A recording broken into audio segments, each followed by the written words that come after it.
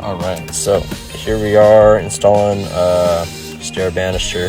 Yeah, so first here I'm putting in these bolts. Okay, now I put these two in at an angle. That's right there's my Martinez M4, hammering those straight, right? So that's how I'm gonna mount my post.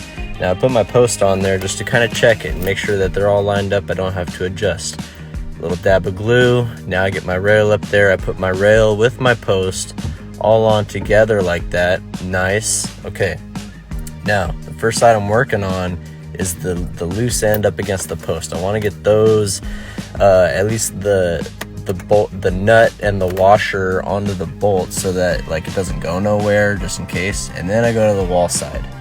Okay, now I'm putting on a nut and a washer onto that bolt. Pretty good. All right, now I'm gonna start over on the wall side and just kind of get it snug. I don't want it too tight, but I want it tight, you know. So I have a little level there in my square, so that's how I'm able to see if I got it on like the bottom flat part nice and level. Now I'm just checking distance in between, right? We wanted an even spacing. I mean, we're code at least 42 inches high. We're like 42 and a quarter, so I can tweak one side either this way or the other. That way, like, it's the same distance in parallel in relation to that piece of wall cap that the post is sitting on. Okay, so now once I got that other side, I didn't go too tight on the other side. Now I go over to my post.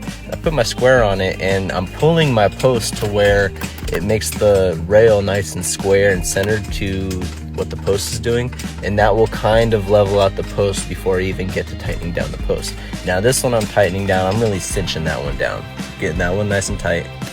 Awesome. Okay, this part right here, I think I remember this is where I started fumbling. It was hard for me to get this nut and washer on because, see, you have to have the bolts coming up a certain amount of distance to get into that hole. And to this day, I mean, I've been doing this, what, like 8 years? To this day, I still can't get it, like, you know, perfect every time, but we try. I mean, it's a skill, it's an art. So I think at some point here I'm just gonna give up and go to the other hole. Okay, now I'm on this hole and I'm just gonna boom, get my nut in that hole, all right, and then just start going to town. See, so I'm trying to get that nut on there, get that to catch the thread. Yeah, bump the post a little bit and looks like I got it. Okay, give that a little turn or two, you know, kind of get that nut spinning. All right, I come back over to this side, and I think what I did was I just I bent the washer. Sometimes I'll do that. I'll bend the washer. That way it kind of sits in like the curved part of that 1-inch hole you see there. Kind of sits in there so that the nut's easier to get on. So bending the washer, boom, get it in there. Nice. Yeah, I think you can kind of hear my brother outside sanding too. I think he was working on something, getting something ready. Okay, time to check for level. Okay, and then this is how I do it. I slap my level on there. I know which way to go. Okay.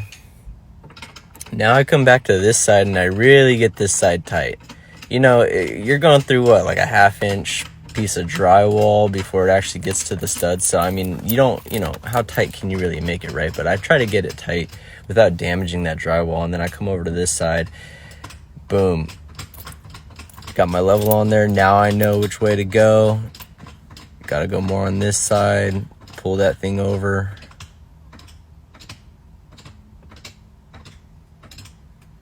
Yeah, nice little time-lapse video. In reality, this took about 10.5 minutes. Probably could have been like closer to 8 minutes. But I wasn't going speeding as all as I was kind of just trying to do things smooth.